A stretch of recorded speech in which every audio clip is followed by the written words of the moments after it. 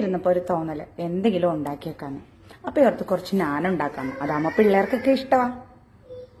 പാകത്തിനുള്ള ഒരു ബൗൾ എടുക്കുക. അതിലേക്ക് റൂം ടെമ്പറേച്ചറിലുള്ള 1 ഗ്ലാസ് പാലൊഴിച്ചു. 2 സ്പൂൺ പഞ്ചസാര ഇട്ടു. സ്പൂണിൽ 2 സ്പൂൺ ഈസ്റ്റ് ഇട്ടു. ഇപ്പൊ നന്നായിട്ട് ഇളക്കി അങ്ങ് മിക്സ് ചെയ്യുക. മിക്സ് ആയി കഴിയുന്നുണ്ടല്ലോ അതിനകത്തായിട്ട് ആവശ്യത്തിന് മൈദ ചേർക്കുക. ശരിക്കും 1 ഗ്ലാസ് പാലിന് 2 ഗ്ലാസ് മൈദ എന്നാണ് കണക്ക്.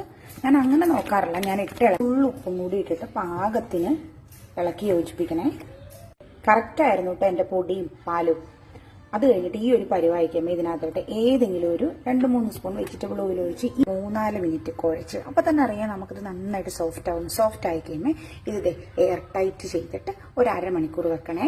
1 മണിക്കൂർ കഴിഞ്ഞപ്പോഴത്തേനും ഇത് നന്നായിട്ട് പുളിച്ചു പൊങ്ങിയേ.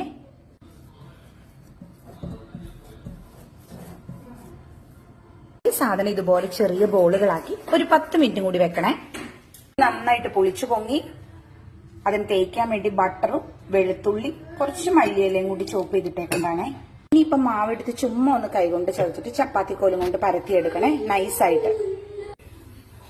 അങ്ങനെ സൂപ്പർ നാൻ റെഡി. അതിന്റെ പുറത്തേക്ക് നമ്മൾ ഉണ്ടാക്കി വെച്ച സ്പ്രെഡും കൂടി ഇട്ട് കഴിയുന്നു. സാധനം അടിപൊളി. നമ്മളുണ്ടല്ലോ ഈ നാൻ വെന്ത് വരുമ്പോൾ ഇതിന്റെ പുറത്ത് എന്തിടുന്നു എന്ന് ഡിപ്പെൻഡ് ചെയ്തിട്ടാട്ടോ. അതായത് പ്ലെയിൻ നാൻ ഉണ്ടാക്കാം, ബട്ടർ നാൻ ഉണ്ടാക്കാം, ഗാർലിക് നാൻ ഉണ്ടാക്കാം.